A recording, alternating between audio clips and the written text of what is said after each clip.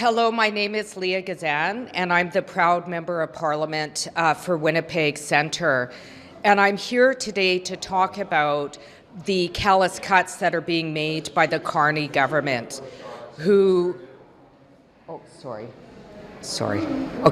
callous cuts that have been made by the Carney government with their many programs, the $500 million, the 2% cap that they're placing on funding for Crown Indigenous Relations and Indigenous Services Canada every year, a 2% cap that we saw with Paul Martin, that Indigenous communities across the country, First Nations, particularly communities, Inuit communities, Métis communities, have never recovered from.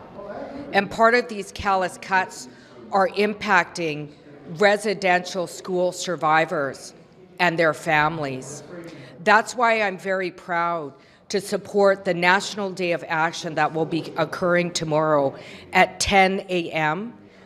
In Winnipeg, with actions happening across the country by residential school survivors, families, and organizations. In Manitoba, I'm also very proud to put forward the petition that was sponsored by Eva Wilson-Fontaine to reinstate and to ensure permanent funding, permanent statutory legislated funding to support residential school survivors and their families for things like cultural supports, mental health care, supports for intergenerational trauma.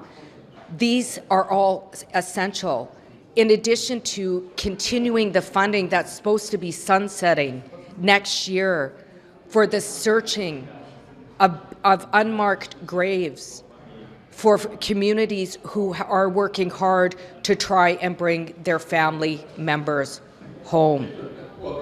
This government talks about reconciliation, and every time they say the word reconciliation, it's as though they have forgotten that the path of reconciliation was paved by survivors who generously shared their stories. Generously shared their stories, and for this Liberal government to cut funding to those programs is unacceptable. They made a commitment to implement the calls to action from the Truth and Reconciliation Commission. They passed Bill C-15, which affirmed the application of the United Nations Declaration on the Rights of Indigenous Peoples. I join particularly in Manitoba tomorrow, the Manitoba Métis Federation, the Assembly of Manitoba Chiefs, the Southern Chiefs Organization, the Inuit Association of Manitoba, Anish Corporation, family members and survivors, in calling for this government to do the right thing, to change the history, to address the violent legacy of colonialism in Canada and ensure long-term, stable, permanent,